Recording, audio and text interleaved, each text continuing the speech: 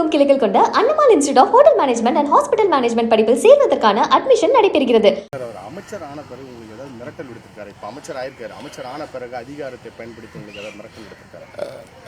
இதை பற்றி நிறைய இப்போதைக்கு பேச முடியாது சார். ஏன்னா நான் உங்களுக்கு 10ஆம் தேதி வர ஹியரிங் அப்போ நான் பேசுகிறேன். நான் அட்வொகேட்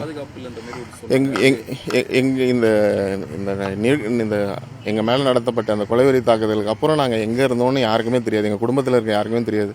ஏன்னா எங்களுக்கு பயந்து இந்த மாநிலத்தை விட்டு அண்டை மாநிலம் தமிழ்நாட்டில் இருந்தோம். தமிழ்நாட்டில் இப்போ எல்லாமே மாற்றம் நிறையா நடந்ததுனால உடனே எங்களுக்கு வழி இல்லாமல் கொஞ்சம் அயல்நாட்டுக்கு போயிருந்தோம். அயல்நாட்டிலே இருந்தோம்.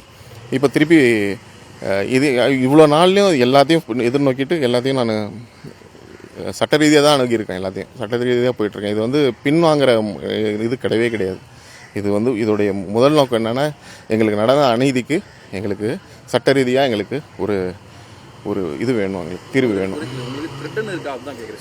எங்களுக்கு ஒரு வாட்டியும் வந்துட்டு பார்த்து எங்களுக்கு அவருடைய சகாக்கள் நிறைய பேர் இருக்காங்க சார். அவங்க தான் எங்கள் மேலே பொய் வழக்கெல்லாம் நிறைய தொடுத்துருக்காங்க. அந்த எல்லா சகாக்களும் எங்கள் மேலே அதில் முக்கியமாக ஒரு அட்வொகேட் பாஸ்கர்னு ஒருத்தர் இருக்கார். அவர் தான் இதுக்குடைய உளுந்தூர்பேட்டைக்காரர். அவர் ஒரு கட்ட பஞ்சாயத்து அட்வொகேட். அவர் இதில் இறங்கி எங்களுக்கு நிறைய ட்ரபிள் கொடுத்தது ஃபுல்லுமே அவர் தான்.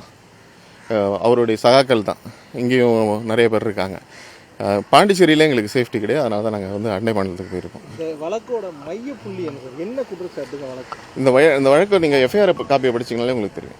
எஃப்ஐஆர் காப்பியில் பார்த்தீங்கன்னா இது ஒரு ட்ரஸ்ட். இந்த ட்ரஸ்ட் டிஸ்பியூட்டில் தான் இந்த பிரச்சனை ஆரம்பிக்குது. அண்ணன் தம்பி 2 பேர் தான் இதில் ட்ரஸ்ட்டில் இருக்கும். இந்த ட்ரஸ்ட்டுடைய ஆப்ரேஷன்ஸ் மிஸ்மேனேஜ்மெண்ட் நிறைய நடந்திருக்கு. இந்த மிஸ்மேனேஜ்மெண்ட் நடந்ததுக்கு நான் மாண்புமிகு உயர்நீதிமன்றத்தை அணுகி இன்ஜெக்ஷன் ஆர்டர் வாங்கினேன். அது வாங்கினதுலேருந்து அடுத்த நாள் நடந்த இந்த தாக்குதல் தான். அதுக்கப்புறத்துலேருந்து இப்போ இன்னி வரைக்கும் நாங்கள் மறைஞ்சு இருந்து வாழ்ந்துட்டோம்.